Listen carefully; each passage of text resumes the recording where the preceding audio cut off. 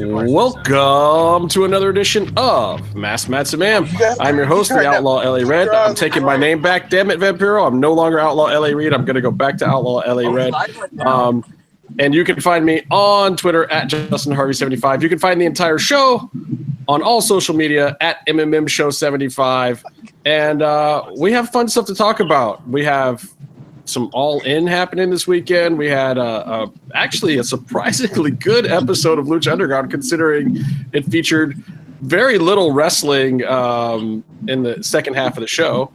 And we also are going to talk about the Contender tonight. And hopefully Eric Van Wagenen, who you guys all know from Lucha Underground fame, also produces the Contender. Hopefully he will stop by for a little bit to talk about that show. So anyway, turn right. Where are you guys going? Everyone's in a car right now. Byron, what are you doing? I'm in the middle of darkness and I'm shut up. All right. You shut up. Keep going.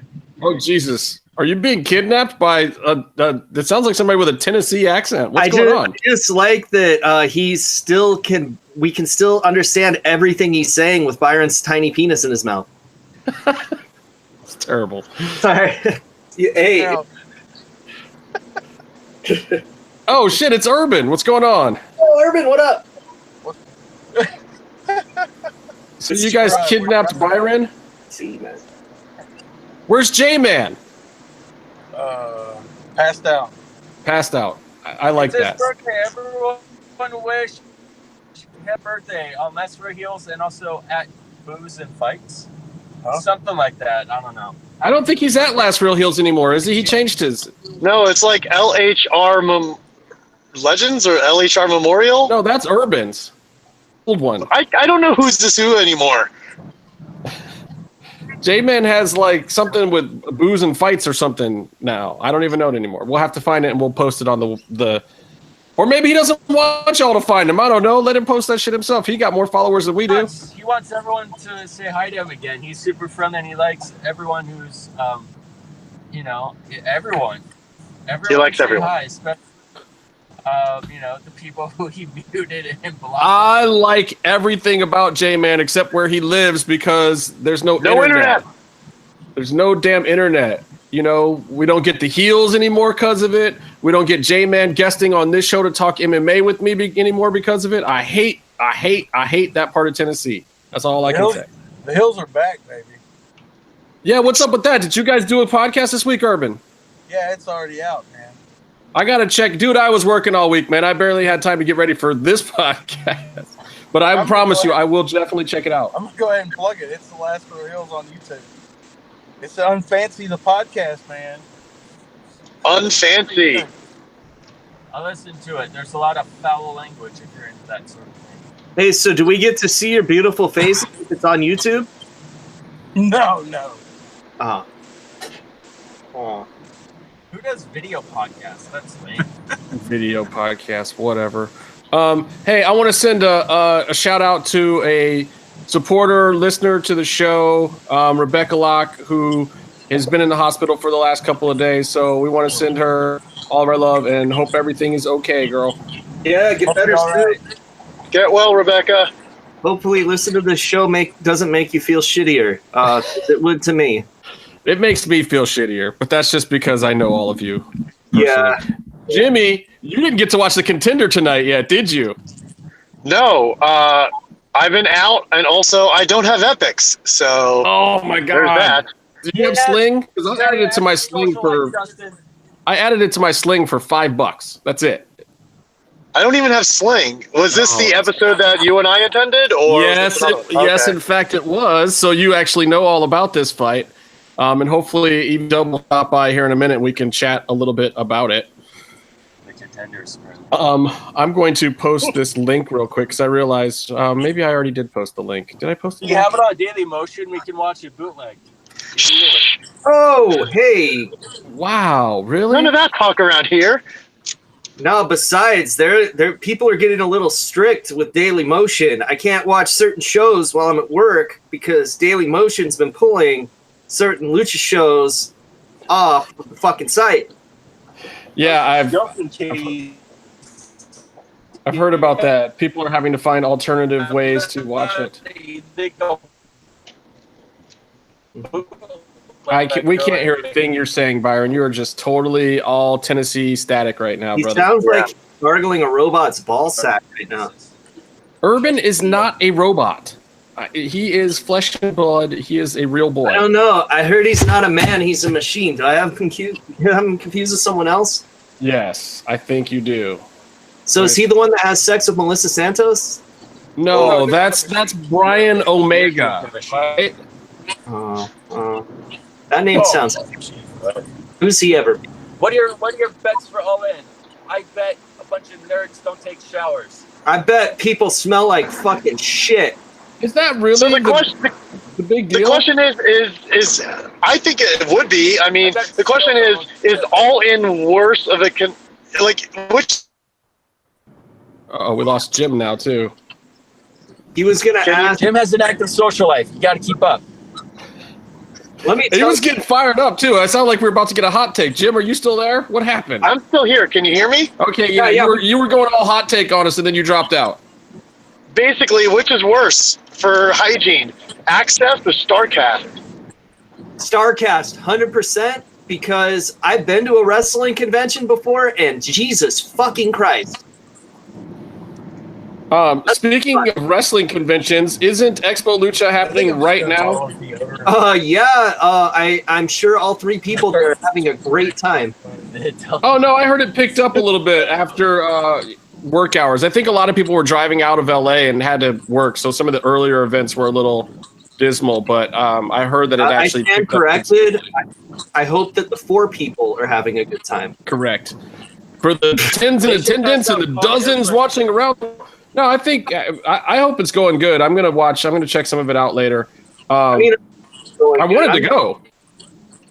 You know, going wasn't in my future though because I had to work today, and then I have a lot to do next week. But I'm just kind of dead inside right now between student teaching and working and school. So I've been having. I'm just thinking about all the money I saved by not going to All In or Expo Lucha. You know what? I thought you were going to All In. I forgot that you changed your mind. I originally was, so I had tickets in my cart for All In, and then because the site was so shitty because of all the people on it, by the time I got to the payment screen, it was sold out. So I was shit out of luck. Oh, damn. That sucks. But you know what? Blessing in disguise. I would have spent a shit ton of money. I don't need to worry about that right now. Yeah. Spending a shit ton of money places. Monster Palooza is in 2 weeks, ladies and gentlemen. What goes on at a Monster Palooza? A lot of fucking. Some monsters. There's some paloozaing. It's a horror convention. You get to see some monsters. I'm gonna get to meet Doyle from the Misfits. That's fucking dope. And yeah. What is paloozering? I don't know that term. It's kind of like a fuck train in reverse. Gotcha. Wait, what? That sounds like a Tuesday night. For Jim. It sounds like a Tuesday night for Jim. Misfits, bro. God damn. Doyle from the Misfits, so it's a real misfit. If anybody was wondering, Casey is our resident vampiro that gets us our explicit rating on this show. Oh, should I fucking bust a nasty ass fart right now too? Somebody play my music. The best is that he can't even confirm if that was him or not. Hey, dude, I say it was him because he's vegan, and vegans probably have weird ass farts, and they're probably really loud. I've heard almond milk will do that to you. I'm sure it was probably Matt Stryker, because when he's not being good at the wrestling name game, he's just farting up a storm.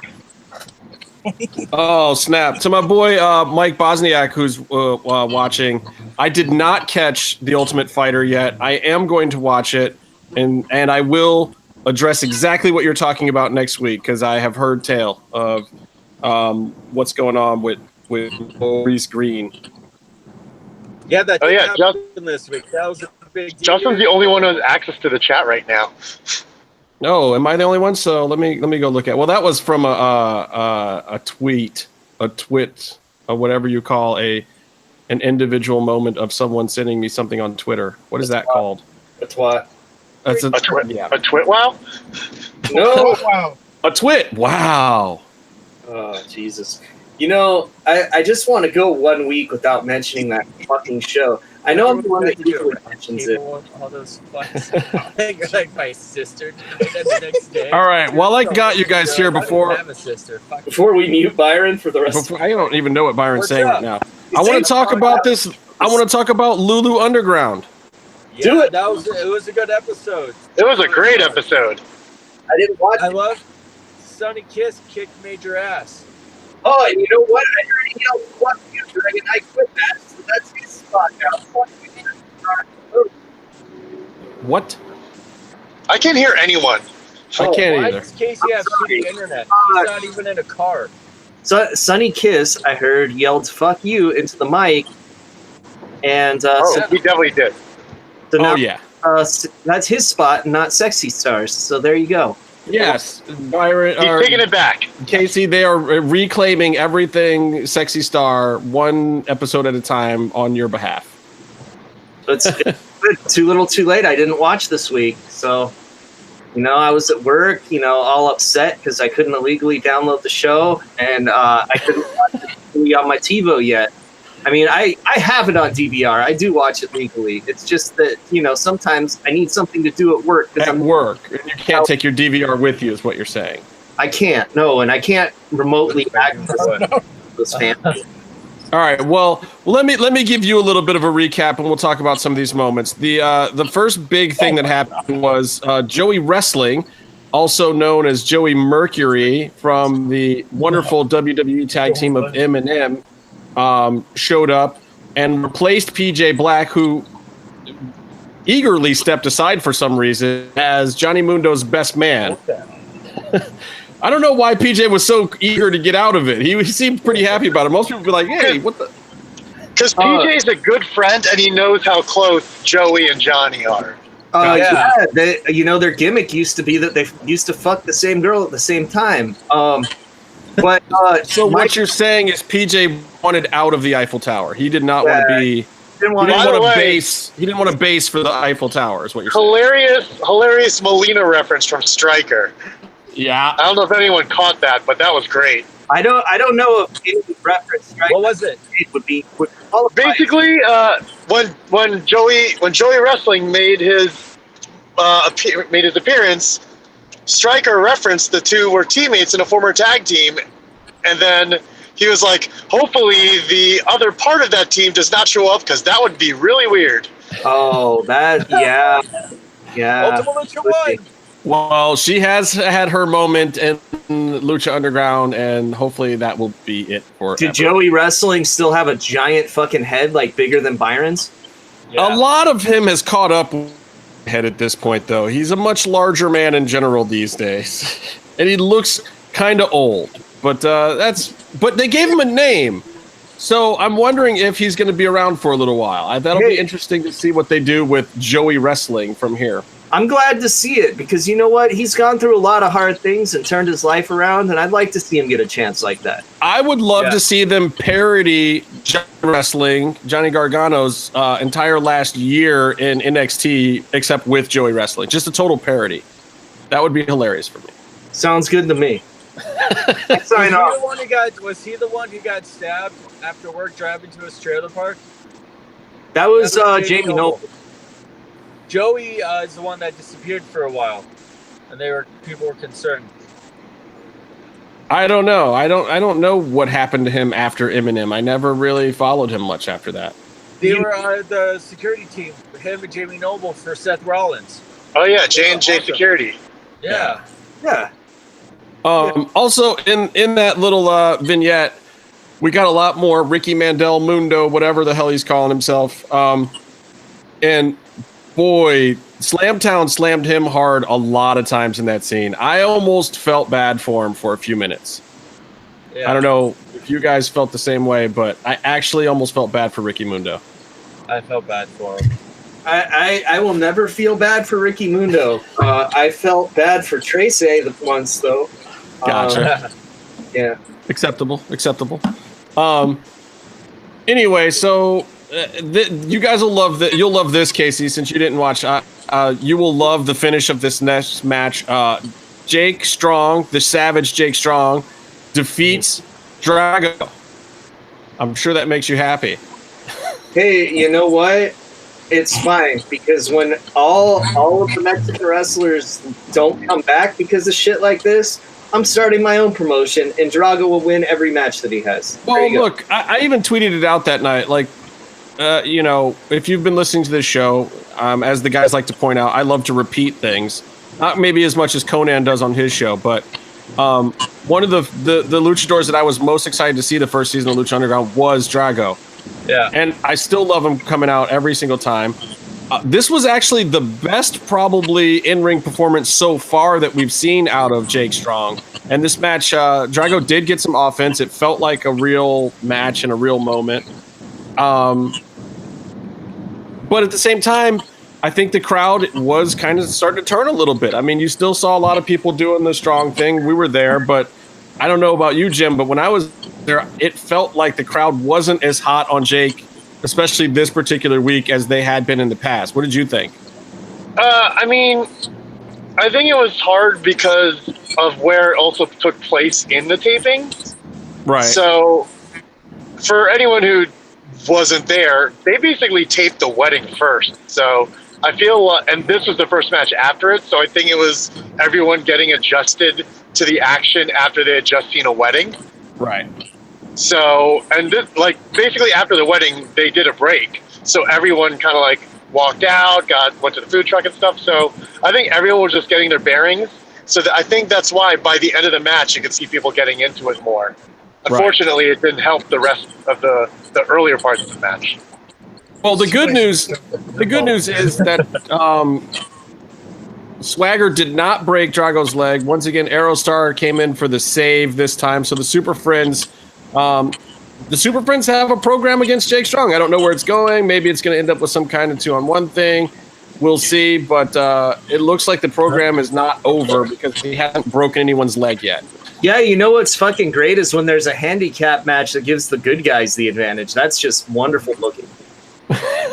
Well, I don't know. I'm just saying, like, maybe it's leading someplace good. I mean, everyone's mad about, this whole non-luchador Jake Strong thing, but, maybe putting him up against a couple of the more popular luchadors in Lucha Underground, maybe at some point they totally squash him.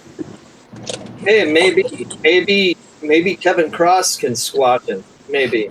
That would be great. If we were leading to some kind of face-off with Cross and Strong, that would be exciting. And honestly, that's what we're missing here. We need to see Strong really go with somebody a little closer to his size, I think. See, but you got to build to that shit, though.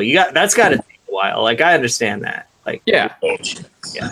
But if he's in an extended program with Drago and Aerostar, that's not exactly what's happening right now. So, right. I guess we'll see where it goes. I think the verdict is still out, though a lot of people have made up their mind that Jake Strong is a bad idea.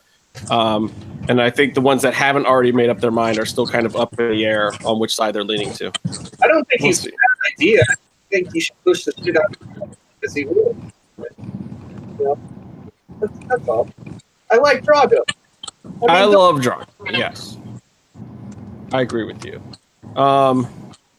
So, and then we get to that No Mas match. And at first, the idea of this irritated me. Like, I was mad because, it seemed like, why give Exolicious a sexy star moment? And it just felt derivative at first. But then you see the actual match. You see what Jack Evans did. Like, first of all, EXO is great. EXO is great. You can't see greatness unless you have a dance partner like Jack Evans. Mm-hmm. And I don't know if Jack had issue with putting over EXO in this thing or what the deal was in the back. I don't know any of the backstory, but I can tell you that what it translated to in the ring, amazing.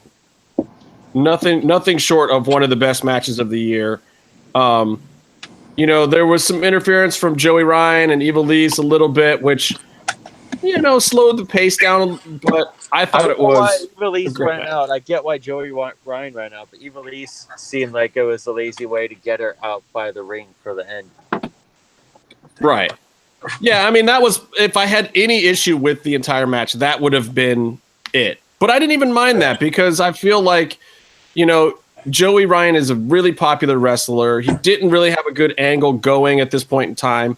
And I think this is a good part of the kind of the mid card of Lucha Underground to get him involved with. That will give everybody the rub.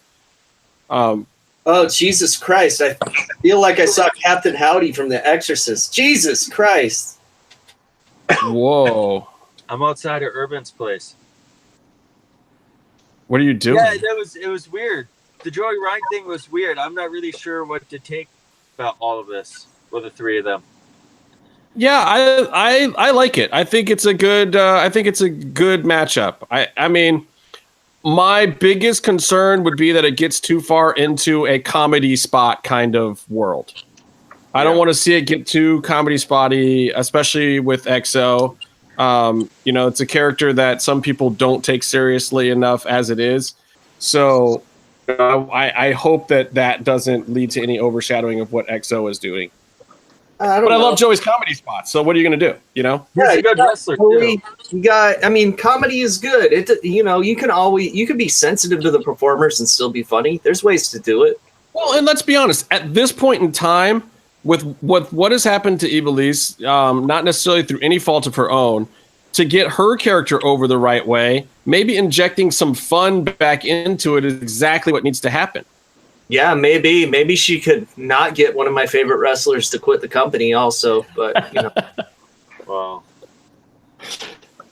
Yay. I didn't say it. Hey, it's kind of common knowledge, you know. It's pretty common knowledge at this point. Yeah.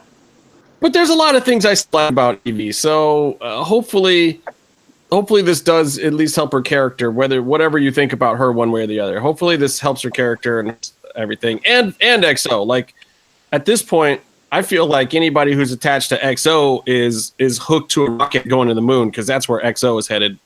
Period. No, it's cool, and I'm just kidding about the whole Jack Evans thing. But I am still mad about it. Hey, you know, I mean, I think any fan of Jack Evans should be.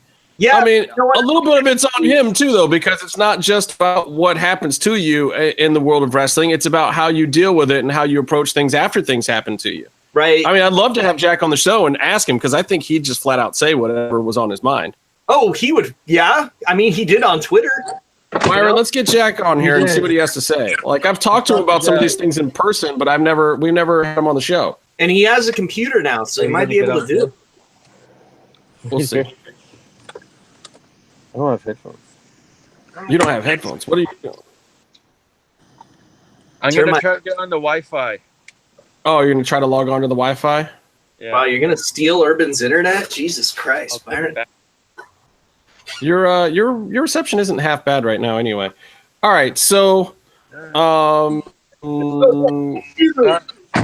Urban's, he's smoking a cigarette, but he has his iPad if you want to invite him, and then he... Oh, you want me to invite to Herb? He just walked out with the iPad and headphones, and now he's smoking a cigarette. I got to send another invite first. Can't wait for all the echoes on that one. Oh, Sid's coming in. That's the other invite. Hashtag King Sid. It was a good episode. I love the stuff that happened. Why are you wearing my shirt? Hey, tranquilo, cabron. I just got notice that my Minoru Suzuki shirt that I ordered from the UK and had way too low shipping costs for it to ever actually get to me. They charged me for it, so maybe around Christmas time I'll get this shirt. Yes, Rebecca, it does look like Byron is in a car looking to score drugs. He's actually looking for. Do you have some? He wants to. Byron wants to know if you're holding. I'm sorry. Urban should walk over to the window right now and ask him if he wants a party. So then there was this other segment, Casey, that I didn't even catch all of very well, where Ricky Mundo went through some doors that were locked that he probably shouldn't have and left some of them ajar, which led to Matanza being allowed to escape, basically. Oh, he just left the door open so Matanza could just ruin a wedding. That's interesting. It's one way to do it. Yeah. Also, the stairs that he took looked very familiar. I remember walking through that area. Yes, in fact, we are some of the few people who have walked through that area. And that isn't a set. That is straight up like natural construction right there, I guess. Yeah, I mean, that's one of the awesome things about this particular ice house, the ice temple, is that when we got to do our little tour through the back, there are all these places that are perfect for TV. I mean, I think it's one of the reasons why they were able to stay on their new budget, and Skip was able to come up with so many great things, because that whole place was like a treasure trove of little corners and places to film awesome shit. Some of them were even so awesome that they weren't allowed to film in them because they were too old to really be permitted to film in them. But it looked cool as hell. It really did. It was cool as hell. I just said that. No, I'm repeating you. Okay. Great. Because of the ice, it was cool as I'm agreeing with you. ice. Jesus Christ. Am I doing shows with 2 Matt Strikers right now? Pretty much. And then let's see. So wedding happens. Joey Wrestling, as you know, came out as one of the as the best man, and PJ Black was the man of second place honor. The co-best man? Maybe the bro or the best lesser man? the lesser best man. Right. He was the flower girl. Come on. No, that was Mundo. Technically, wasn't it the doll? Shop. Oh yeah. No, Ricky was the ring bear, and I think the doll was the flower bear. I do flower like girl. that. He did have a basket. The doll had a basket with petals in it. So I just want to point out, Joey Wrestling is yet another great name in the line of Jake Strong and Big Bad Steve. Come on. Those names are the best names. Hey. You know they're doing that on purpose, right? Simplicity at its finest. You know, you shouldn't overthink things in the wrestling game, especially, let me see. I will say, though, seeing Joey come out was a surprise. Definitely did not expect to see him when he came out during the wedding. I was like, holy shit, that's Joey. I always get these questions. Van Wagenen's asking me, how does he get in? And I know he's done this before, but I don't know what happens on the other end when I send the invite, so I don't know what to tell him. It's like a phone call. It just rings. Click on it. Yeah. Oh, so he needs to open Google Hangouts first? He Yes. just needs to accept a call. See, I get it all the time because Google Hangouts is on my phone, so I know exactly when you're sending it. But I don't get, if I'm on my laptop, I don't He see does it anything. typically from his laptop. Well, Right, but if he doesn't have Google Hangouts open. If you have Gmail open, you'll get the video call. Right, but you need Gmail or Hangouts open. Yeah. You should always have Gmail open. You never know when you get an urgent email from... Wait, it'll ring in Gmail? Yeah. It'll come up as a message in Gmail. Yeah. But it's still making noise and stuff. Okay. This is fascinating. I know. Our listeners are like, hey, guys, you'd think after 3 years of doing this podcast, we'd know how to do it by now. But it's weird because I host the thing and it's different from my end. I don't know what other people deal with. And plus, honestly, everything up to this point's just been, luck that everything's working. Hey, how'd they get cheerleader Melissa to be in the bridal party? Yeah, that's a hot get. How'd they get her? Oh, I don't know, but she was stacked. Yeah. But last time I saw her, I don't remember her being that stacked. And Holly Meowie was, our beautiful Brenda was not doing so bad herself. Those are some nice lime green bridesmaids. Why is beautiful Brenda all of a sudden a best friend, of Taya? When did they ever get along? And all the girls either have to hate each other or be friends. I mean, if Famous B is officiating the wedding, I would assume that beautiful Brenda is a package deal with the bridal party. Yeah, that's true. Well, yeah, I mean, I'm sure they paid good money for. Also, please keep a mic on Brenda at all times. Oh my God, best part of the wedding by a long stretch. Incoming video call from Eric Van Wagenen. No, see, that doesn't work, Eric. You got to answer the video call. Incoming calls. Why is this so complicated? The internet's a scary.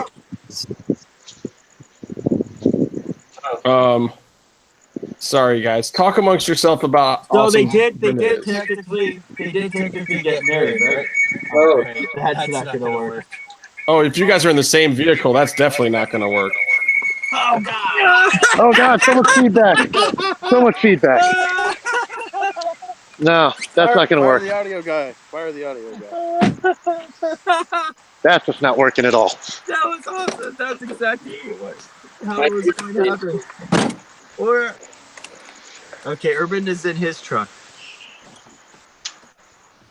Right. So the cool thing about this wedding, to me, was that they actually did get married. Whatever that is. you guys remember how everyone used to shit on Carnage Culture for recording in a car? No, what was that? Amazing. Rest in peace, Carnage Culture. You were too good for the people. Unfamiliar. Oh, Wait. Man. Have we ever had 6 people in this thing? We've definitely had that many before. Yeah. We had like the whole rabbit tribe in here, and you know how they multiply. God bless Going you. on here? This is the greatest technical Hi, episode Eric. we've ever done. Hey, Eric's over here on this thing. Oh, that's brilliant. How did that Wait, happen? so Eric, you gotta answer the thing I'm sending you. If you send me one, then you end up on my phone somehow. Oh, I thought I don't know how to answer. This is the best thing ever. This show is so I complicated. got a question for you, Eric. Let's talk season 5. All right, I'm gonna hang up. I'm gonna send you the invite. If not, you know what? I'll send it to you in an email too, and you can just click it, and it should open up the right thing. Let me try that too. All right, Let's do a Q&A through the phone. this is amazing. So, Hey, Byron, start singing Bohemian Rhapsody now. No. Is this the real life? Come on, do it. is this just fantasy? Fantasy. Caught in a landslide. You gotta squeeze a testicle and you can get No that. escape from Oh, damn. reality. I'm trying to keep an eye on Urban next door. Why did they get Rami Malek for the movie? They should have gotten you guys. I know, shit. And you know, Open your eyes, I just got up to the skies Success. and Success. Major success. Yeah. I made it. there he is. Wow. Awesome. Look, Hey, guys. you did in 2 hours less than Marty Elias the first time he was on. So you're still not in the doghouse. I turned 50 3 weeks ago. Happy birthday. And thank you. And so now I'm technologically completely impotent. Did it just all leave you a second you turned 50? It just left you? Everything. like I they never make a had bill it for to be. that. I never had it to begin with, and it just it just gets worse when you turn 50. It literally. This dude looks way too good for 50. Are you an actual vampire? Is that what happened? There was a time when I just looked good. Now I look good for 50. There's an adjustment there that you have to get used to. Believe me. Urban's on here too, Eric. Oh, I know you don't get to talk to Urban very much. My What's going man, on? how are you doing? I listened to the Heels this week. Oh, did you? I did. I'm sorry. There's something very comforting about listening to you guys talk. I don't know what it is. I'm glad you guys are back together. Yeah, dude. We heard your message for our 100th episode inspired them because you said that we were almost as interesting as the Heels. So they were like, oh shit, well if no one's beaten us yet and we haven't even fucking recorded in a year, we might as well do it again. I have a soft spot for the Heels. I love the MMM show, but I have a soft spot for the Heels. Oh no, That's right. we love the Heels too. You don't have to love us. You know what? I will for now. How about that? That'll do. You're in the Urban, dark? plug your Patreon. Where is everybody? Everybody's in the dark. I know. Look, in his driveway. Casey's got his camera off because it's 1,000,000 degrees at his house. Byron is in Tennessee with Urban, and I think they're both in the same car. No, they tried to send us they were at J-Man's house, but J-Man has no fucking internet. So, wait, Herb, I thought you were in Texas now. I'm back, baby. for good, or maybe you guys already got into this. No, nobody got into. I'm back in Tennessee for good. Texas didn't work out. Sorry, things didn't work out with your mom. I heard that whole story. Jeez. Yeah, whatever. We won't go dark.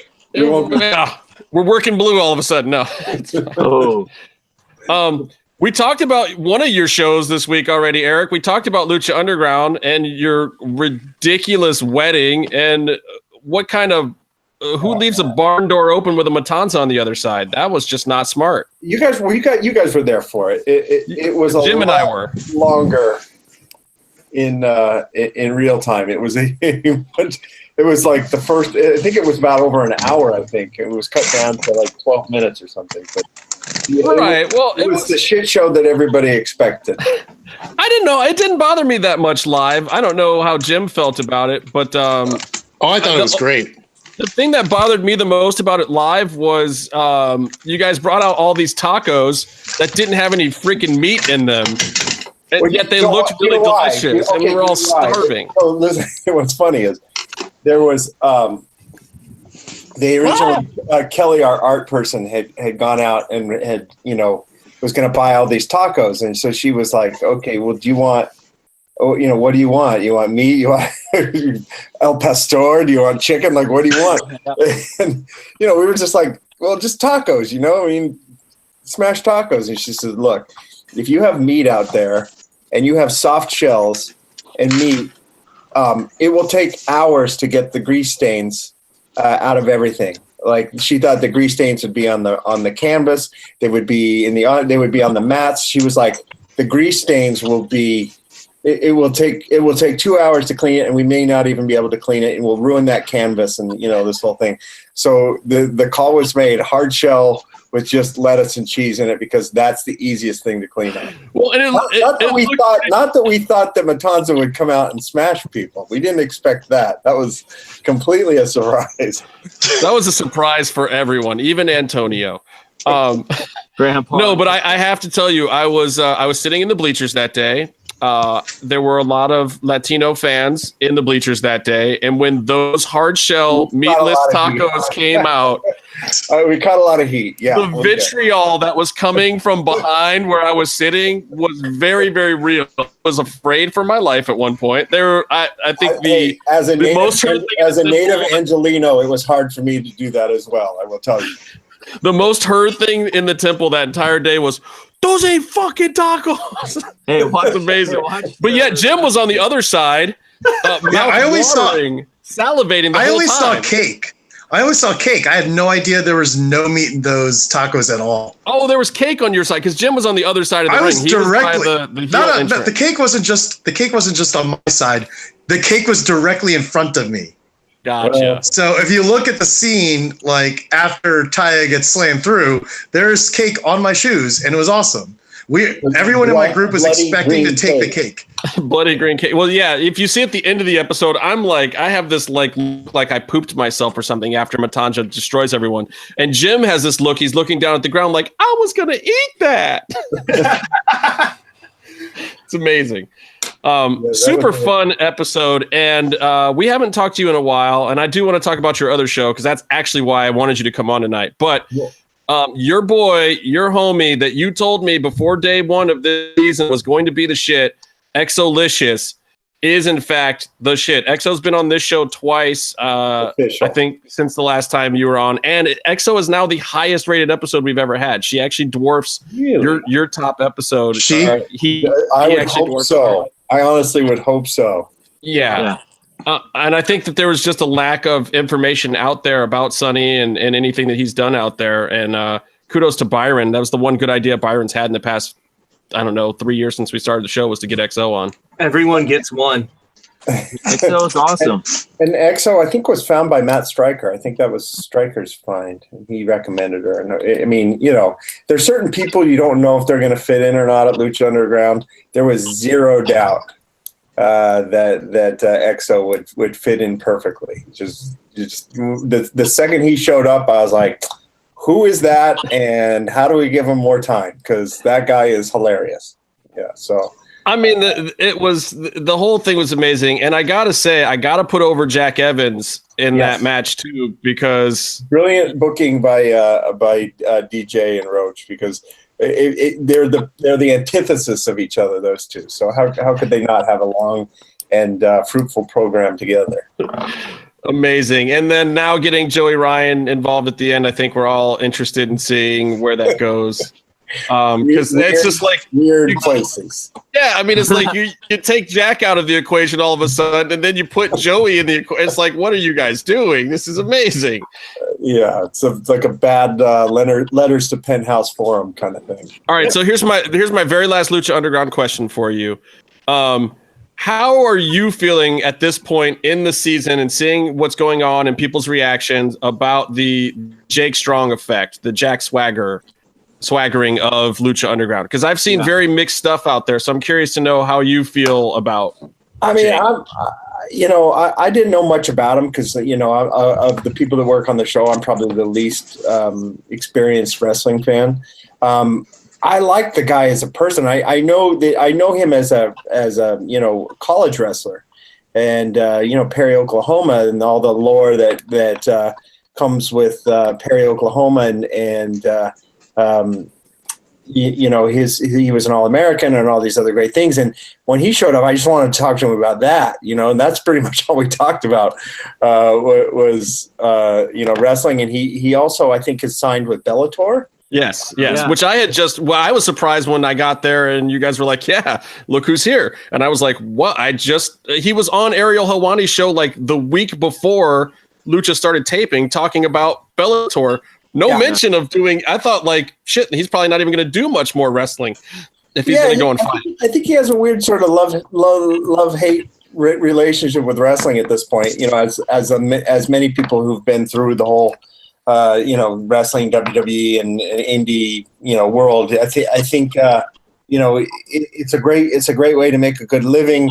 And, there's demands for guys who've had the exposure that he's had.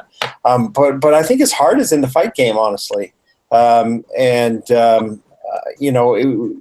hope he does great things. I think it was cool for us. We went through this weird thing in this season, and where we had to cut some corners cost-wise, and one of those was in our pre-production window. We had to sort of tighten up our pre-production window, and the net of that was that a lot of the visas that we had applied for, that usually you would come in around a certain amount of time, but thanks to the current administration, the State Department is not quite as functional as it once was, and especially from Mexico, visas and things take about twice as long as they did just 3-4 years ago. So there was, unfortunately, there was a lot of people. I know we've kind of had a lot of criticism from the Lucha Libre purists about fewer and fewer people from Mexico in the season. That wasn't by choice. That was by circumstance. We had a lot of visas came in, 3 weeks after we finished taping. So unfortunately, that was a reality of this season. And, should we be lucky enough to have another season, I think we will build in the appropriate window for visas in Trump America 2018. Copy that. Well, and we've been saying that on this show too, but it's also great to hear from you that that's kind of what is happening and why.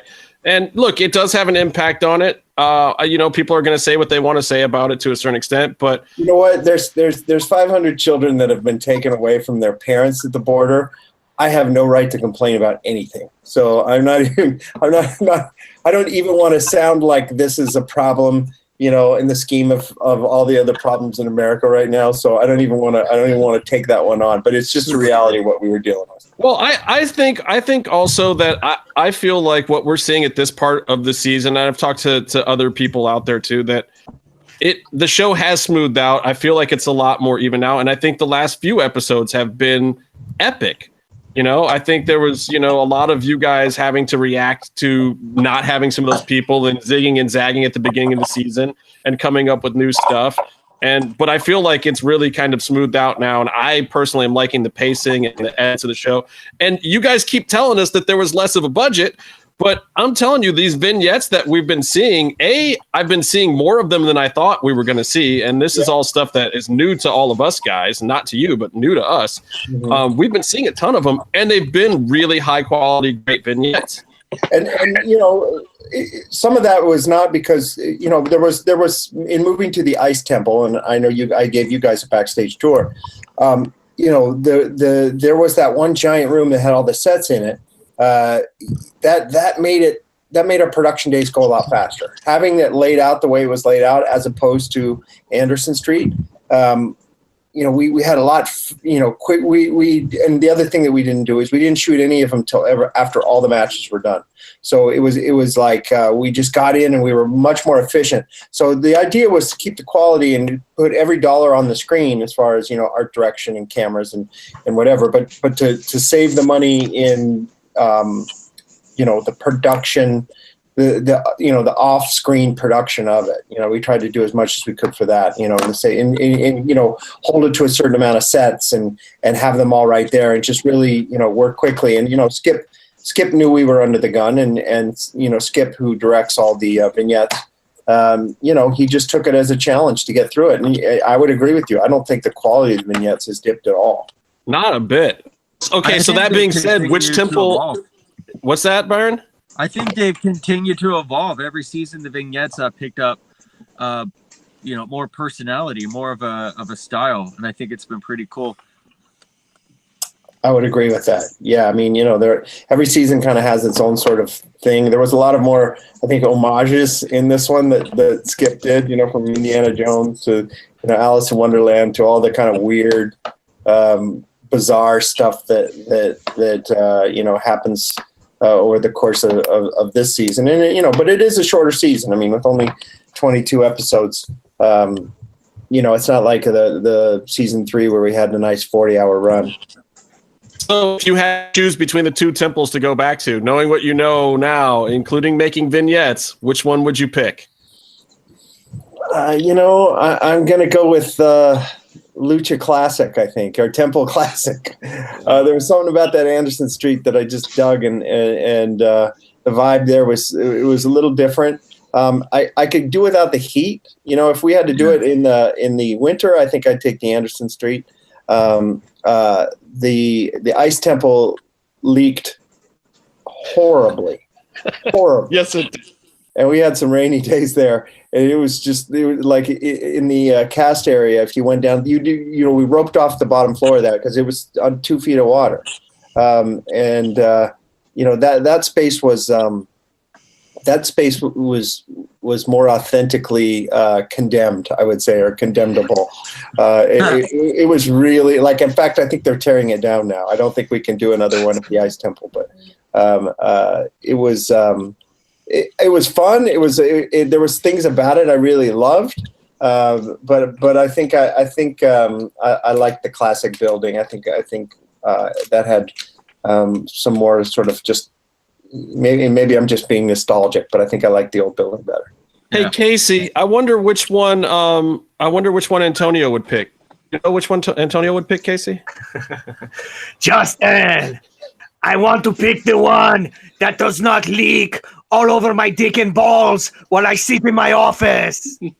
I can't tell if that's Antonio or like Ren from Ren and Stimpy. It sounded more like Triumph the Insult Comic Dog. Oh, yeah, there you go. Yeah. I'm a big fan of Triumph, too. Say for me to poop on. For me to poop on. There it is. Okay. I have a whole bunch of boxing fans that are going to be really angry at me, including myself, if I don't talk about tonight's episode of The Contender. Jim and I were both there. If you didn't watch last week, if you haven't watched this week, screw you. You're missing probably the best boxing on television right now. It is a wonderful show. I'm not just saying that because Eric is here. I'm actually genuinely impressed and surprised by the quality level of it all around. The first week, I was also at that fight. I'm not going to say that was a great fight. Tonight was a great fight. Yeah. The first week was an interesting fight. It was fun to watch. It was a great show. And the quality of the show knocked me off my socks. I was not expecting that. I thought it was better than the HBO 24/7s. Wow. How the hell did you get to that quality level for this show? Boy, I tell you, one of the things that was really cool about that show is that for many of us, that was like one of our first, we did the first one, we shot it in 2004. There were so many people who've worked on the original series that have gone on to do amazing things and, bigger and better and moved off of that to run shows and be part of big shows and things like that. And there were so many of them who called me up and said, hey, I hear you're doing this again. That was always my favorite show I ever did. I'd love to do it again. And I would say, well, I can't afford you. You're far too expensive for me now. And they would say, I don't care. Just give me what you got and I'll do it. And so the talent level was more than we should have been able to afford, top to bottom. We brought in a new director who didn't know anything about boxing and was not a sports guy at all. He's sort of a film guy. His name is Rami Ramini, who's this Egyptian guy who's really this sort of camera nerd, I would call him. He was a DP and now a director. And we shot it all with C300s and we did the high-speed stuff on the Amiras. And that's typically not how you shoot action stuff. But we kind of took a chance on it and hoped that it would look good. And the texture of it and the colors and what you can do with low lighting. We go back to like season 1. We didn't even shoot. That was in standard def. Right. I mean, it was old 4x3. Standard def. I'm trying to remember the camera. I think they were like Beta SPs. Or Digibeta cameras. Digibeta. They were like standard def Digibeta cameras, and. So to be able to go in there with, like the C300s or the Amiras and, these other things and to really just, go in and really play with the color and the textures and, we had a brilliant art design. That's a big part of it too, because the upstairs gym and even the lighting in the actual gym and the design, like I'm pretty sure Ultimate Fighter's shooting on 300s now too, but it doesn't look like what you guys did. Yeah, and a lot of that, it was the space. That was one of those spaces where I looked at 20, 30 different warehouses in downtown LA. And it was literally one of those ones where, God bless Joe Burke. He's my location manager that found the original Lucha Temple. He found the Ice House. He called me and said, I think I got what you want after like 20 places that I hated. And, it was literally the same kind of thing. You walk in and you go, okay, yeah, this is it. And then, the art designer brought this guy named Stuart Fursell in, who, was one of the original art designers on Survivor. He's done all these great shows and movies and all kinds of cool stuff. And he just got into it. And Tidal came in a big way, and gave us so much great free stuff that we were able to spend money on the sets and on the lighting. And just it's one of those things where it feels like we were starting from scratch, but we weren't. It was one of those shows that, we'd all worked on and it was sort of, I always equate it to like, it was sort of like that great girlfriend that got away. You're like, God, if I could just get back with her one more time, we could really make it work, And it was sort of the one that got away that you couldn't understand why the show wasn't still on. And you just loved it. And sort of bring back all the people, so many people who had worked on it the first time and then inject it with new creative energy, like with Rami and some of the cameramen and some of the other people. I just when I would look at what they were shooting, I was like, this has got to work. You know, I mean, we were getting great material. And then really it became about the editing. I mean, I think if you look at the show, this is this is an editor show. If you look at just what happens in the locker rooms and in the hallway walk and coming into the ring and the montages, I mean, it's really hard to weave a story out of, 15 cameramen just roving around a gym. That's a really tough challenge. And, between the editors that I brought into this, little premium cable show, I got guys that are showrunners on like this one guy, Sean Foley, who was an original editor on it. He's a showrunner on Undercover Boss. He came in to edit because he just loved the show and wanted to edit again. I've got the supervising editor on The Voice who came back to work on a Hudson Smith.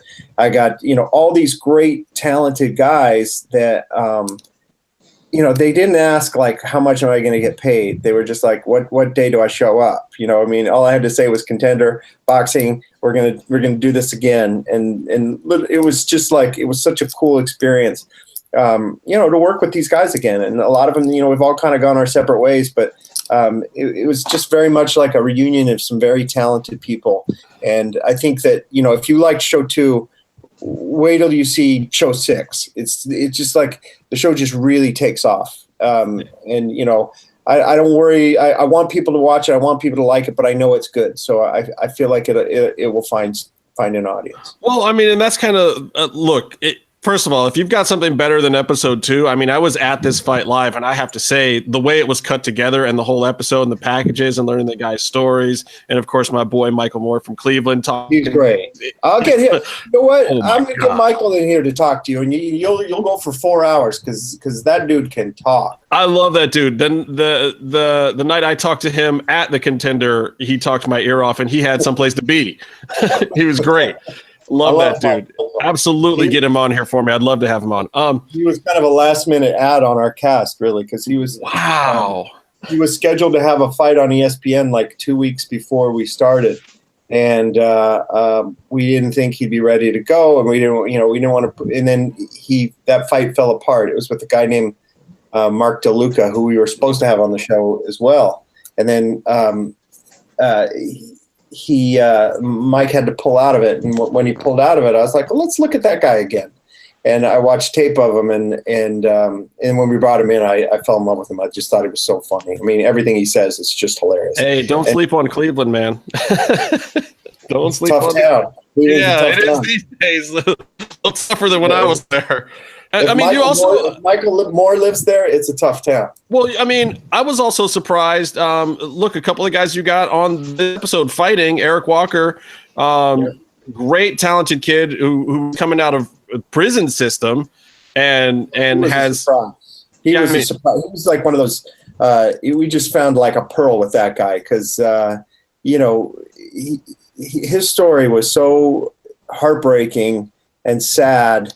And if there's ever a contestant who is perfect for the Contender, it's Eric Walker. I mean, I just think, the guy, he's sort of like every bad childhood trauma that you can experience, he experienced. And of course it messed him up. And he was, he lost his father, and there was addiction in his family, and he lost his sister, and just a lot of bad things happened to him at a young age. And, he turned to the streets, and down in Louisiana, you don't get 3 strikes. You don't get a whole lot of chances for anything. And he was sentenced the day after his 16th birthday. He was sentenced to 16 years in an adult prison.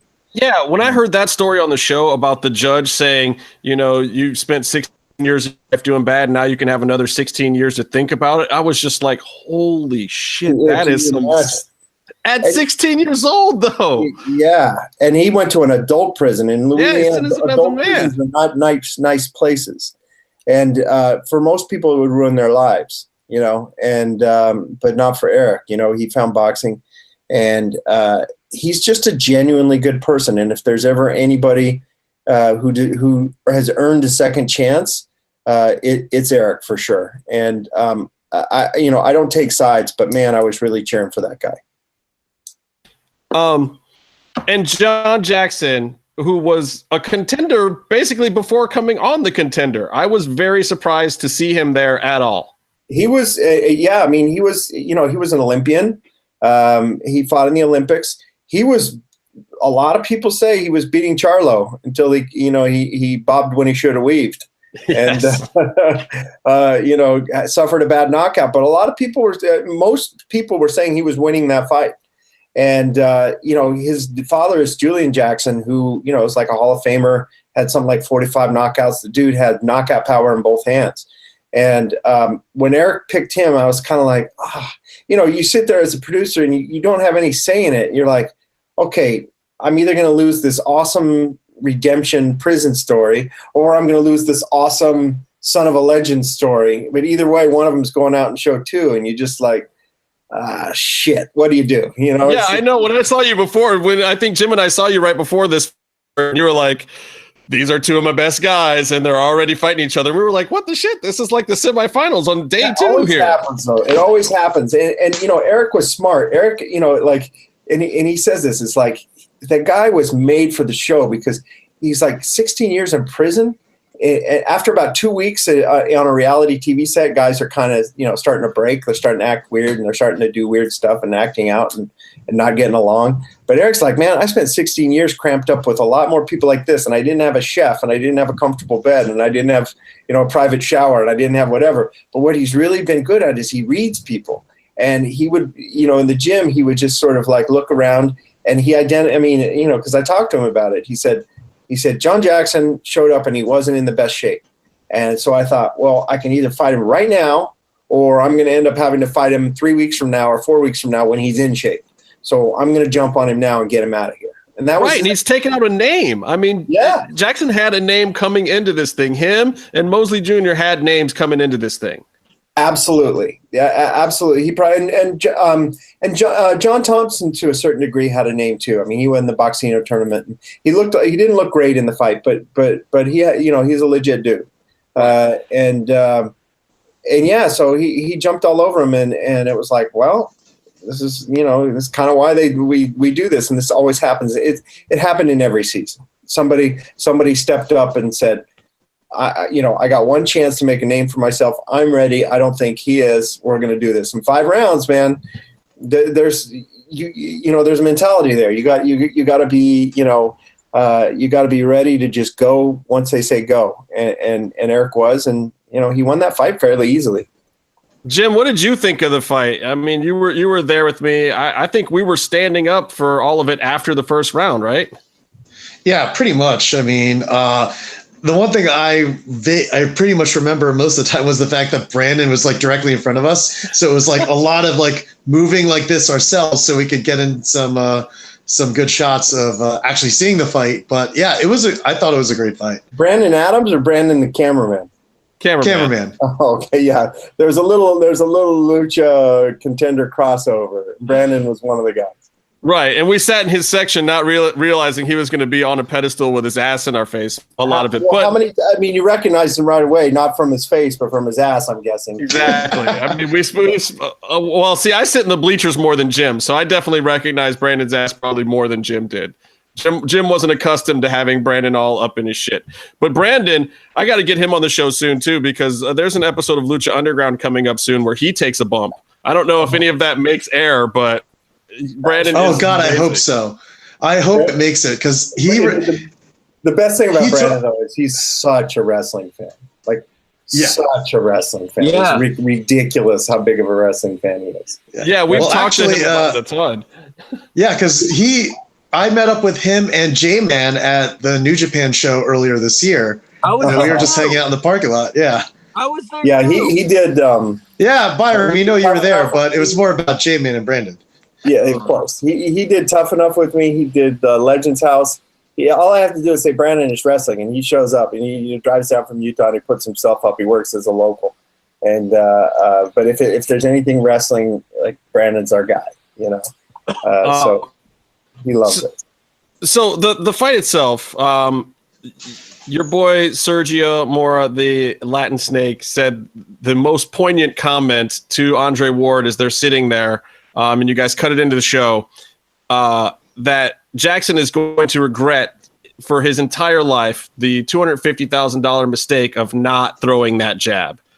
And it is so true about this fight. What you're watching when you see this fight is the guy who could be out there, pivoting and putting his jab out there, doing it B-hop style, and just doesn't. And the corner is telling him to, and he's got some moments. And every time those moments start to come through, it gets really exciting. You're like, oh shit, the tide's going to turn. And then yet, no. And Walker just shuts him down the whole time, works the inside, puts the movement on him. And you could see it. You could see it on Sergio's face where he's just like, wow, how is this happening? How is he falling apart like this? It's a puncher's chance is not always a blessing. It's like when you start relying on that big right, every time a round ticks by, you feel the pressure to throw it more and more. And look, after the first round, I didn't think there was any chance Eric was losing that fight. He just had it in his head. You just saw it. I mean, you just saw he was smaller than John. He was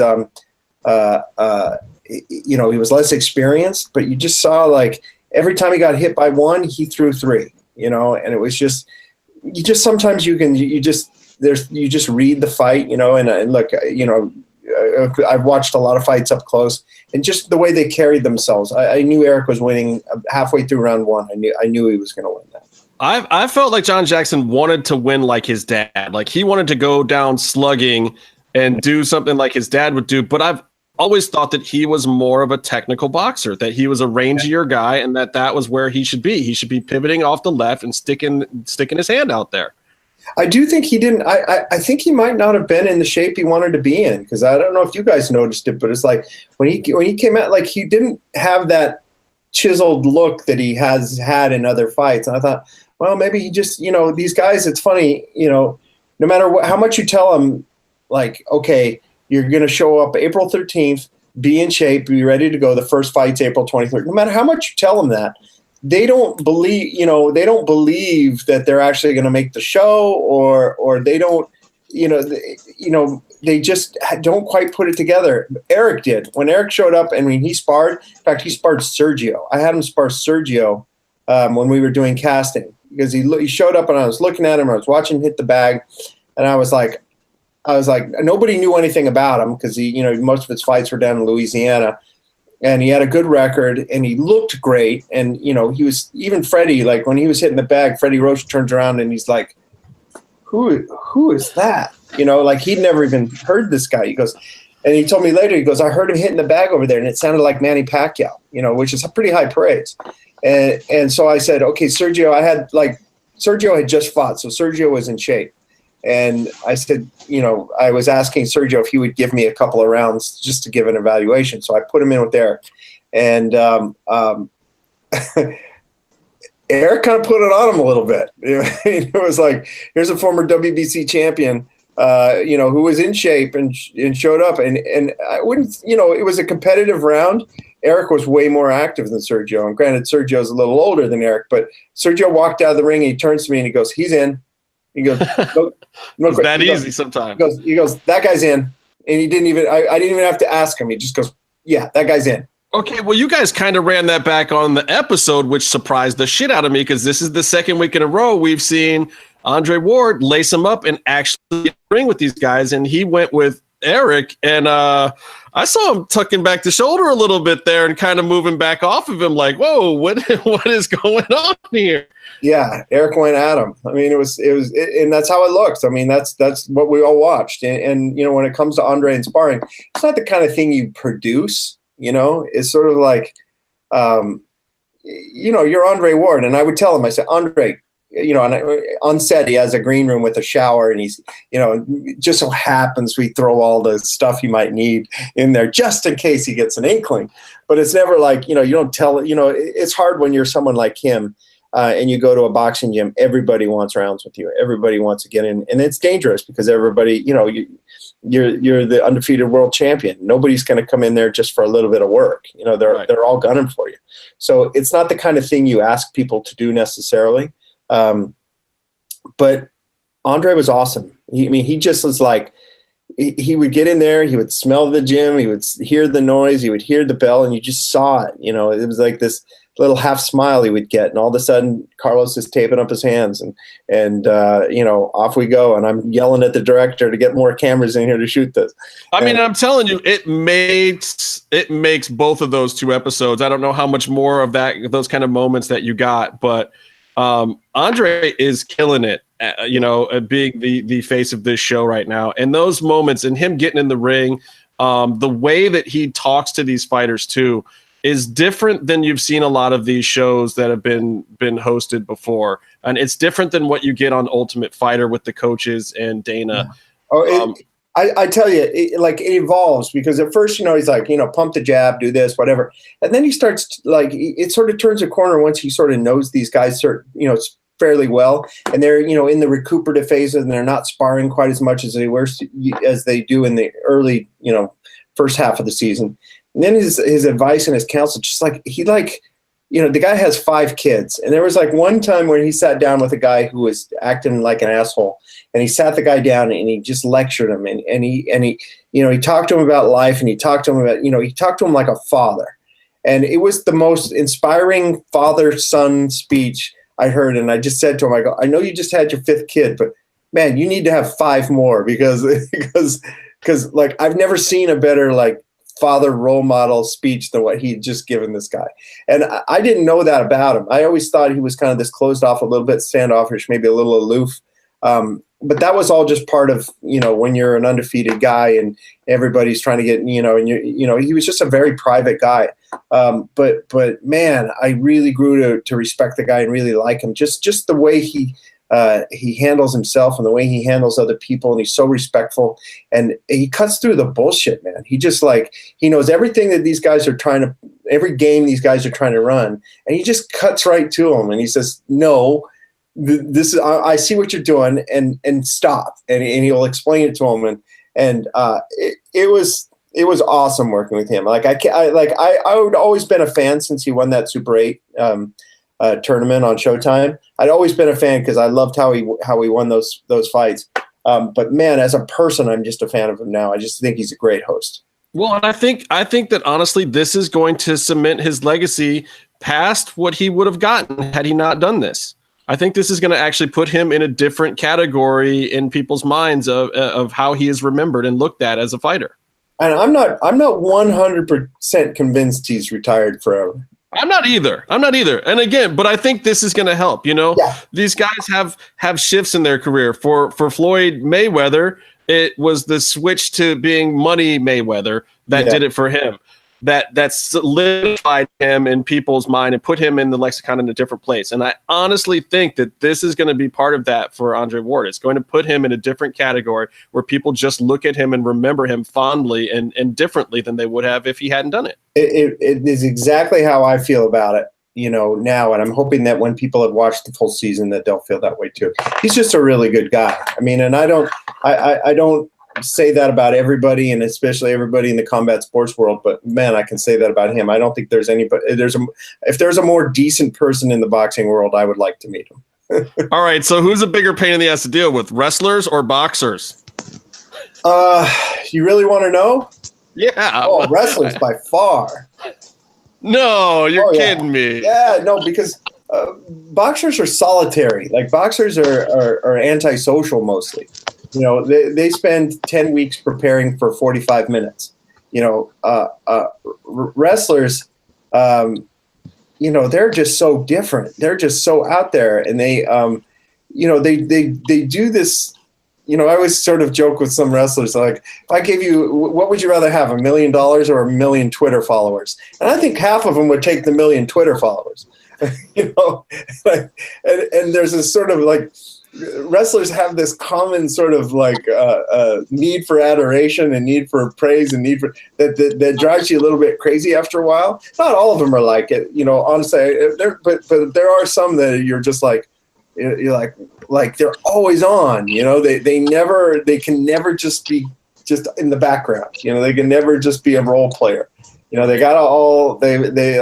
constantly all going into business for themselves, and they're fighting for time. And you guys know it all. I mean, I love them because of it, but that's definitely this slight dysfunction in their brain that makes them sometimes hard to deal with. But at the same time, it's like, you know what? If they weren't like that, they probably would be those nice guys that don't get anywhere in the business. You know, they almost have to be that annoying and obnoxious to compete in that world. It's true. I mean, it's true. And you know, wrestlers are born. I don't think they're made. You know, I think they're just like, you know, they don't stumble into wrestling. They're in wrestling for a reason. And there's definitely a personality type that gets into the business. And I love them. Like, I don't mean to sound like I'm shit talking wrestlers, because I'm definitely not trying to do that. But they are a higher maintenance individual than your average boxer. All right. So I want to ask you another question. Epix. Yeah. The show's on Epix. I have some friends that have gotten it specifically for the show. I have some friends that are mad because they're missing it because it's on Epix. I know. Obviously, but look, this is business. Yeah. Epix is putting on a good show that people are going to say is a good show because they know that you don't have their service yet, and they want you to buy their service. I mean, that is one of the things behind the show, right? They got this and Get Shorty. They're putting a lot of time, money behind it. Yes. There are within 7 blocks of my house, 12 billboards, 12 billboards for this show. And I wish that they were more active socially. That's the one thing I wish they were spending more on, because boxing fans, you know, turn to social media, I think, more than they turn to their neighborhood billboards. But you know, there are people that remember the old NBC version, and I think they're trying to like cash in on some of that old Contender nostalgia from people who liked it the first time. But boxing fans, you know, I think that's the real challenge, is to win over the boxing fans. I think if you can win over the boxing fans, you know, TV fans will find it eventually. I think you can get it on Sling TV. Yeah, that's how I'm getting it. I just for $5, it was like $5 more. I just added it to my Sling package, which is great because I can't watch Lucha Underground on there still. Weird, right? I don't get it. I don't understand what's going on. Freaking amazing. And both companies are like, yeah, we're working on it. Yeah, I know. And Epix you can get, I think, through an app as well. I think that the hardest is you have DirecTV. It's kind of tricky. But I think you can go on the Epix website and get a free trial, like a free 2-week trial, and you can watch episodes there. So yeah, which would be my recommendation at this point too, because this episode tonight is definitely one worth catching. If you, I'm telling you, it just takes off. The show takes off. I think of the middle shows like 5, 6, 7, 8, 9. Like, man, I can't wait for you to see those. They're so good. I'm excited, man. Yeah, I'm excited. It's what I'm doing with my Friday nights. So airtime is. It's on Epix. It's Friday night, 9 p.m., right? Yes. Pacific, or 9 p.m. Eastern time, which is 6 p.m. Pacific. Yeah, and then it re-airs. I mean, I think there's 4 Epix networks, and if you can't catch it when it airs, it re-airs a lot. It'll be on a lot. Yeah, and I think even on my Sling, it has it on demand like 2 days later or something after they do the first. Yeah, and you can find it on demand as well. That's another one. Yeah, for sure. Well, it's a great show. We're proud of you. You haven't fucked up. You've done something right. You're not living in Matt Van Wagenen's shadow anymore. Oh, how can you say that? Fuck you. You know, actually, I'd take it back. That last season of Survivor was really, really good, Eric. It was really good. I did see that. My kids are big Survivor nerds. They love it. And, of course, this season, it's all about Mundo, man. The Mundo. It's all Johnny about Survivor. Johnny Survivor. Are they going to cap? Like, if the show starts and it doesn't say Johnny Survivor as his name, like, I hope everyone on that cast calls him Johnny Survivor. I made as a condition. I made him say he was Johnny Mundo, and because I got to get the. It can't be Johnny Impact or anything like that. We're giving the rub to Lucha Underground. Okay? Right? Like, come on, bro. You've got one contract that really matters. Damn it. I told Matt. I said, look. I promise you. He goes. I said, I don't know what he's going to be like when he plays the game, but when you get into the edit and you start looking at his interviews, you're going to love him. And he called me the other day and he confirmed that. He's like, that dude is funny. He's like, he's got funny interviews. So, all right, here's Johnny Mundo. Here's my last question that I got DM'd from a certain someone who wants to remain anonymous, even though you know exactly who they are. They are asking me why I haven't asked you about the Pentagon situation and if there was really an offer for Pentagon from WWE and if you feel like you're going to lose him. Honestly, I don't know. I haven't spoken with Jonathan in months, and you know, I think. if it would be, it's a weird one, because like he kind of patched things up with Dorian, and I thought they'd kind of worked that out. We finished shooting in February, so like I haven't spoken with him since then. He's not come. He's usually very forthcoming when things like this come. We hear from him when stuff like that happens. I don't know if it's happened or not. Maybe it did, maybe it didn't, but I'm not aware of it happening. He just did AAA for Dorian last week. He did. Exactly. He did AAA. Exactly. And I don't think he's a family man. He lives. He's got kids, and I don't think he wants to be on the road with WWE. And I don't know that I don't know that he would fit in there, to be totally honest. Size-wise, he would be on the small side there. And, as much as we all love his Spanish promos, I'm not sure USA Network would want a Spanish promo. He's a better fit for us. What can I say? He's a better fit for us. He's a super talented guy. Honestly, true. Ricochet, however, was also a better fit for you guys, in my opinion. Yeah. You know what? And he's doing okay there. It seems like he's doing all right. He's doing all right. And my thing is let these guys make as much money as they can. I'm all for these talent making as much money as they possibly can. Their window of time as a professional wrestler where you can make money is very short. It's not like what you and I do. You have I'm 30 years into my career. It's like wrestlers don't have that. They've got 10 years if they're lucky. And I'm never going to fault anybody who comes to me and says, hey, I'm being offered this. And look, this is a amount of money that will help my family. I'm never going to say no. If he came to me and asked, I would, we would talk about it. I don't know that the partners and whatever. It's not entirely. It's rarely is it my call. Yes, you do have a few other chefs in the kitchen, but I can recommend, and I have in the past and I can sort of grease the wheels, if that's what it took. I would hate to lose the guy. Don't get me wrong. I would hate to lose him, and Manny. I would hate to lose. They're both awesome, and I'm friends with them, and I like them. And but how it is in the freelance world. Sometimes you gotta look out for numero uno, as they say. And when somebody is waving a signed check in front of you, things change really fast in the freelance. And I don't diminish that, but part of me doesn't quite get. Apart from just having him and keeping him, part of me doesn't understand that they would understand how to use someone like that. I don't know that fits the mold of what they do. We've got Skip Chasen making them look cool. Who do they have that's going to do that? Well, and I feel that way about his presentation in general. I've talked to a couple of Impact fans, and the Impact fans have kind of welcomed him in and been very excited about him. But they get a little irritated when I say that I still believe that no matter what, and I've been liking Impact a whole lot more myself, that the premium version of the Pentagon character is still Lucha Underground. And it's not even AAA. It's like, where do you get the backstory of a skeleton ninja? Where do you get him and Vampiro doing all their craziness? It's like, yes, he's had great matches with Sami Callihan. We have a word for the craziness, and you didn't say it on purpose. What do we call the Vampiro Pentagon segments? Oh, the fuck dungeon segment. Yeah. I was just about to say, do you think WWE would put him in a sex swing with Vampiro hitting him with a baseball bat? I don't think so. Never.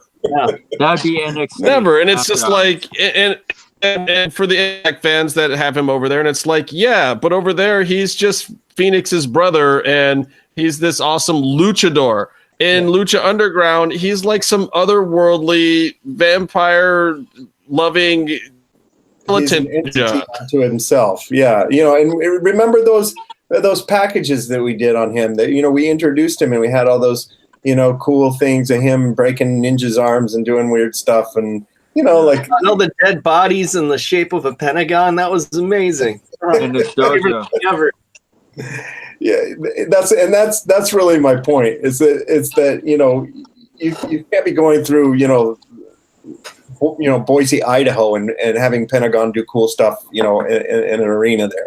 It's sort of like 6 nights a week. I think Pentagon works when you can add a layer to him through directing and editing. I have one last question that I just got sent, and then I'm going to leave you alone. I happen to know the answer to this question, but I have not answered it on this show. But what's up with Dante Fox? Everyone wants to know where Dante Fox is this season, Eric. He was nursing. He had sort of a injury that he had to nurse, and we couldn't put him in a match, and so it kind of snuck up on us, and we weren't aware of it. But he does come back by the end of the season. Don't worry. There you go. Now you got it from the boss man himself. Don't worry. There was a medical situation that was keeping him from being able to compete, and it got better, and he went towards the end of the season. He was fine. Yeah, I think I did mention that he was there the first weekend, but just not cleared. To go that weekend because a lot of people thought that something happened backstage or there was something. Nothing like that. We're very strict with medical stuff, and before every season, everyone gets the full evaluations and baselines and MRIs and everything, and when you're shooting however many 6 in a weekend, if you're out for 10 days and those 10 days follow back-to-back weekends, Friday, Saturday, Sunday, and then the following Friday, Saturday, that's 12 episodes you've missed, Yeah. And so, that was always kind of the downside of that schedule. And the way we were shooting is like one sprained ankle and you miss half the season, so. Yeah, the schedule for Lucha Underground is definitely my least favorite thing about Lucha Underground. The damn schedule is why Cross wrestled first on Impact instead of Lucha Underground. He was signed to you guys for 2 years, and he still debuted on Impact first. I know. How did that happen? You tell me. God, that whole and it's fine. Look, it is fine. I mean, and he's getting over everywhere instead, which is great. But Kevin's credit, boy, he was a gentleman about it, and he waited and waited and waited, and was loyal, and wanted to be on our show above all else, and as things came up, we kind of had him on ice as we were trying to pick the right place to bring him in, and other things would come up, and like he was always loyal. So, I'm glad we got him better late than never. Yeah. And I kind of like where he ended up fitting in with you guys. And that promo that everyone's seen now was the talk of wrestling for a while there. And he was a surprise in how good of an actor he was. I think I remember Skip, I talked to Skip after Kevin shot that scene, and he was like, wow, Kevin is a really good actor. He was really impressed. Like, Skip doesn't say that about everybody, but he made a point to tell me that he thought that Kevin was a really strong in the vignettes. Yeah, I'm not gonna lie. He's not even that far into his wrestling career. Like, his wrestling, I think, is still going to get a world better, but his promo skills, he's up there in the top 10% of everyone in the entire game, I think. And I almost would like to tell him how good his acting is, because I feel like he could just leave it all together and go to Hollywood and stop wrestling really quickly. Were you there the first time he did a dark match for us on Lucha Underground? And he had to cut this promo after he squashed somebody, and somewhere in the squash he knocked himself out. And was that the Battle of the Kevins one where he cut the promo? I forget or was what it was, but in the finish he kind of knocked himself out, and he kind of woke up and he got up, and I was in the back in the control room, and he just started stammering on the microphone, and he was like, "What? I mean, anyone's gonna pay." It was when he was the toll man or whatever. You're gonna pay the toll, and I'm looking at DJ. I'm like, what the fuck is this? I think this is after he killed Vinny Massaro. Actually, this is the Vinny Massaro. And he completely botched it. And we were like, that was the worst promo we've ever had here. And he comes backstage, and then he kind of like woke up, and we realized that he was kind of only semi-conscious when he cut that promo. And but ever since then, I have to dig that up in the dark matches. But I agree with you. His promos are great. He had a rocky start with us the first time he put the mic. I think his promos are great because he's actually a maniac killer. And when you think that he's not, that's when he's acting. I follow him on Twitter, and sometimes I wonder, where the skin sweaters are in the bottom in his basement. I know his kryptonite though. It's IHOP pancakes. They're delicious. Yeah, the bad thing is he's like on an all-protein diet right now. So I would definitely steer clear of him today, right now, because you won't even be able to. Oh, we got to hook him up with some of those protein pancakes, bro. They exist. And maybe that's the trick, but that's his kryptonite is pancakes. IHOP pancakes, 2 in the morning. He lived in Canada too long. He's eating that lumberjack food. Well, I'm seriously looking forward to more of the Contender. 9 p.m. Eastern time, 6 p.m. West Coast here on Epix. If you're not watching it, find a way to watch it. It's worth it, guys. And Eric poured his blood, sweat, and tears into that one, and so did the whole crew. Oh, the other thing I was going to tell you, Eric, I love the shot that's been 2 episodes now where, and it seems very candid, in where you're giving the winning fighter a fist bump or something. Oh, hope, dude. I never intend for those to be on camera. I genuinely just, want, as the guy's walking out, I don't know if I'm going to get to see him after. I always try to see him after, but I say something to him. I try to at least, usually when I used to do this, I would get in the ring and the director would say, okay, we're set up, send the exiting fighter to the locker room. And so I would kind of pull the guy aside, give him a little hug and say, okay, now go, and right. This season I didn't have to. They were couldn't get out there fast enough. And so I would try and just at least catch them as they were walking past me. And of course, my buddies, the editors, put me in, and you will find that I make an appearance in probably, it should be a drinking game. Spot me in the. I think it turns into a Hitchcock thing. And both of the moments that you guys caught though were really good, candid moments, and actually really added to the scene, regardless of the fact that it was the editors trying to sneak you in or whatever. Yeah. They just felt like good little moments. So I like seeing you in there too. Oh, okay. I, however, look like a complete douchebag in this episode because I wore my sunglasses through half of the fight. I was going to say, you made an appearance, didn't you? Both you and Jim. Yes, but I'm wearing my sunglasses, and then I'm wearing them again at the end because the actual reaction shot is cut in from one of those filmed reaction shots earlier. Yeah. So great. So I look like a D-bag at the very end of the episode. You may appear in a few, if I remember correctly. I came to a few fights. Yeah, I came to a few fights. It was fun. Thank you for watching. I mean, it means a lot that you guys are watching it, and I say that not knowing if any of you guys are watching it, but just in it. So thanks for watching it and tagging it up and tweeting about it. We need all the love we can get. Yeah, I promised Sergio I was going to keep tweeting about it. He told me, you got to keep tweeting about it. Let everybody know. Let all your wrestling fans know. So we're doing it. Sergio's a good dude.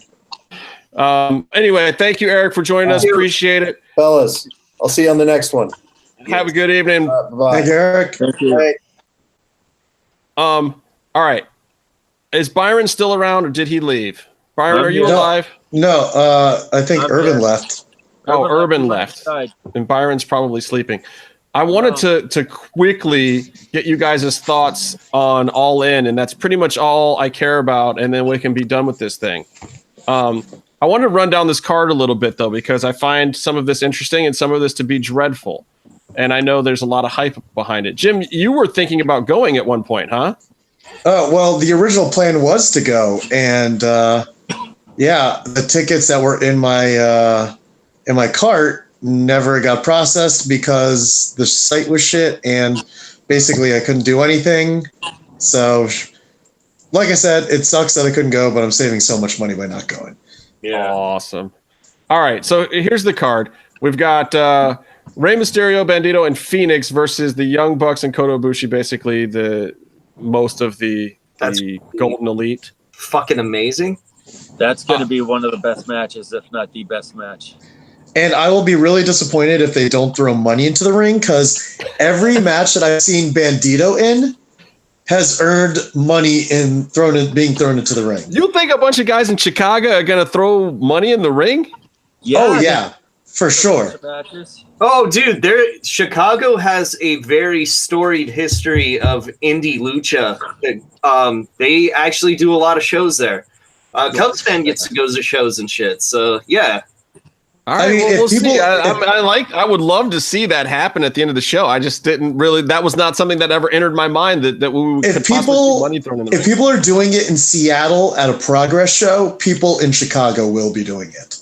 All right. Well, we don't do that shit here in LA. Throw some yen coins. We've been doing it pretty much every Bandito match at PWG. We've been throwing money into the ring. Well, let's hope it happens. Here's another match I'm definitely interested in: Kenny Omega versus Pentagon Jr. I think this is going to be the best match of the night. As much as that last one sounded great, these guys, I can't wait to see. They've been wanting to have this match for a long fucking time. They're both fans of each other. Since their PWG match, it was a tag match, right? And then there was another. It was a 6-man tag. PWG show. They got separated. Yeah, they got vetoed in the rematch by New Japan, basically. I think honestly that we're going to see the Pentagon that we don't see very often. I think we saw it in his last Sami Callihan match, and I think he'll take it even further than that. You know, he works a ton right now. He's been almost overly busy, but I think this is going to be the one for him this year, probably his best match. We'll see. You think he's gonna wrestle more high-flying lucha, or do you think he's gonna do? I think he's gonna do all of that. I think he's gonna chain wrestle, mat wrestle. I think he's gonna do lucha libre spots. I think him and Kenny are both probably somewhere right now working on extra stuff for the match. I think they're gonna really show out. I think both of them equally want to prove that that one of the two of them is the best wrestler out there right now. I don't know that I would agree with either of them, but I think they want to prove it, and I think this is their time to prove it. I think that this is a huge opportunity for Pentagon, since this is going to be broadcast on New Japan World after the live show. So he's going to get more eyes on him in Japan. I mean, he's been to Japan a little bit, but not as much as he should be. And I mean, he's in there enough that they've made him the default head and fire pro, so that's cool. But, well, and look, and it doesn't even matter what kind of business they do after this one, either of them. This one is the business. This is the one that's going to go in the history books. This is the one that all the marks and all the smart people and all the inside people are watching. This is the one that everyone's going to talk about. This is the one that isn't tainted by what people think of a company or a promotion or any outside factor. So if they have something to prove, this is the time to prove it, and I really believe these two guys are going to try to do that. I don't know if this is kind of like the Indy Madison Square Garden sellout. You know, it's you're the main event on a 10,000 seat arena, and you're the main event in a 10,000 seat arena, and you don't have like storylines and shit. So there's nothing to worry about getting over. Your name is selling it out. I mean, this is pretty much reminiscent of being at a PWG show, but at a much grander scale. Yeah, a 10 the size PWG. I think it's a little strange though, because the card listing the two card listings I've seen have the Mysterio, Bandito, and Phoenix match above the Kenny Omega Pentagon match. Yeah, I think they kind of hinted at it being the lead that it's a co-main event, and that more than likely the Bucks will be closing out the show. Interesting. With simply because, you know, All In is basically Cody and the Bucks mainly, and that I don't think they want to make it seem like the IWGP champion is going to main event while the NWA champion isn't. Gotcha. Sorry, I muted you for a second, Byron. We were hearing a lot of car noise from you. Still am. Go ahead, mute me. All right, I'll mute you, and then if you just unmute yourself or wave at me if you need to get back on. Right, so then right under that is Nick Aldis versus Cody Rhodes. Yeah, I don't care. I've been seeing a bit of it online, and I would be hard pressed to agree, but maybe this is the match that opens the show. That way you get it out of the way. And if anything, it actually makes sense, because if this is Cody in the Buck show, Cody will probably want to be in the back producing, not worrying about his match. So if he gets his match done, he could just go straight to Gorilla and then work from there. Yeah, it's weird because I'm not terribly excited about this match, but it could be good. I'm willing to reserve judgment and see what happens. I do find it weird though that this, I don't know. I just feel like the heat going into this match isn't really there, but I don't know. It's because it's Nick Aldis and no one cares.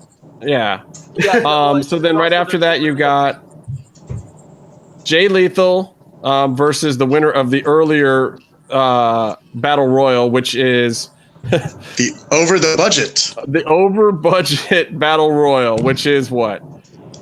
Moose, Rocky Romero, Colt Cabana. Who else? Cage is in there. I believe Jordan Grace is. Billy Gunn's in there. Billy Gunn is in it. Yeah. I don't know. I'd be somewhat interested in seeing Billy Gunn versus Jay Lethal, but yeah, I know for a fact that there's going to be surprise entrants in it. Yes. So, and I know one of the long-standing rumors is Neville, I guess now that he's out of contract, Pac. So who knows? We could see Pac versus Lethal, which I think would be amazing. It's going to be Lanny Poffo. I mean, that's true. Does he Lanny still do any leaping, or is that done? Lanny and Jay Lethal are kind of doing a co-promotion kind of thing at StarCast together. So who knows? Yeah, and we also don't know if we're going to see, Jay Lethal or we're going to see Black Machismo. Yeah, and they're not only doing a co-promotion, they actually have a Brothers from a Different Mother shirt out T-shirt. on wrestling tees now. Yeah. Which is nice. Let's see what else we got here. We got Okada versus Skrull. That's a good match. That'll be fun. Yeah. Skrull already is trying to sell Rain Stopper shirts or something like that. Yeah, Rain Stopper, yeah. I'm sure there's plenty of those going around tonight. Then we got Adam Page versus Joey Janela. I hope it's a street fight match. The only reason that could be good is because it's a street fight. And it's one of the few gimmicked matches of the night. This is a guy jumping off of high shit. Somebody's phone is ringing very loud. That was mine. It was weird. I'm finding so Janela and Paige are both going to be finding different places to jump off of that are very high. So that's fun. Yeah, but Paige will be the safe one. Yeah, he'll be the one that just lands on his feet, and then Janela will die, but for our amusement. Okay, so this next one, this is pretty. I don't know what to make of this. You've got the Green Arrow. Or the actor who plays the Green Arrow, Stephen Amell, versus Christopher Daniels, who I'm sure will carry Stephen through this whole match. And Stephen's wrestled a couple of times. We saw him involved in a few things over the last few years. So the match he had in San Antonio was him and the Bucks versus SCU, and for the small amount of time he was in the ring and actually doing anything, he was actually pretty good. So I imagine, in shape, and he does most of his own stunts on the show now. They've taught him how to do stuff that he never knew how to do before he was Green Arrow. So I can't imagine that a smart guy like that who's in good shape couldn't pick up a few good wrestling moves. And he's had a couple years now. I mean, his first appearance was 2 years ago, and he's been apparently practicing with Christopher Daniels and with Cody from time to time. So who knows? I mean, this is a good place to do it. You put some star power on there. I would dare say that it's probably more than a little bit. The segment that they shot for the last being the Elite and the last All-In thing that Cody's been doing on his channel, I'm pretty sure that it's been nonstop training for Stephen Amell whenever he's not shooting, which good for him. I mean, this guy is a total old school wrestling fan. Yeah. So much so that he remembers going to house shows with Dino Bravo. Right. So I don't question his commitment. It's whether or not he can go long distance. And by long distance, I mean 7 to 10 minutes with Christopher Daniels. I went to house shows with Dino Bravo too, and not to speak ill of the dead, but Dino Bravo fucking sucked. It was more about the fact that he was a Canadian wrestler. I think that Christopher Daniels can carry a lot of people, especially a guy who's plenty in good shape. If the guy, my only concern with anybody like that is when they get in the ring, especially in his first one-on-one match, does the guy know how to bump well enough to protect himself? And I don't think he's going to have to take a ton of bumps. But at the same time, he is going to have to bump a couple of times in that match for it to be anything. And you always worry about that. I mean, some guys don't know how to tuck their chin. They get in there and they're green and bad things happen. And you don't want to see that happen to some big TV star on this event that's supposed to be a big event. I hope they I feel like he's going to be prepared as well as he can be, being trained by both Cody and Christopher Daniels. I hope they go under the ring and then he comes out as Green Arrow and Daniels comes out as fucking Curry Man and gives him the fucking spicy drop. Because Curry Man, one of my favorite wrestlers of all time. Christopher Daniels is all right, but Curry Man, fuck yeah. And it's so what are you talking about? Those are two different people. Oh yeah, I know. I didn't say they were the same person. I just said I like them both. No, whatever. You can drop the kayfabe on that. Christopher Daniels has such a unique posture that there is. I think we've had so easily identifiable as Curry Man from the first second. Justin, I think we've had even on this show today. I'm just saying. The only difference between Curry Man and Christopher Daniels back when they were both wrestling was the fact that Curry Man wore a half shirt and a mask, but everything else was exactly the same. Exactly. It was amazing. It was a dope move, and Daniels never pulled out the spicy drop, which was I like that move. It was kind of like a burning hammer, but not. It was like the shitty burning hammer that Tyler Rex used to do. All right, last two matches on this card. The ladies match, Madison Rayne, Tessa Blanchard, Britt Baker, and Chelsea Green. Huge fan of Chelsea.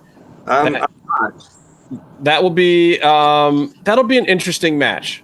I'll be curious to see what the work rate is like in that match, because I believe all those women want to show out as well. I believe that they are all in positions in their career right now where they have something to prove. All in positions? Did you do that on purpose? I did not. And then the last match is the Briscoes versus Frankie Kazarian and Scorpio Sky.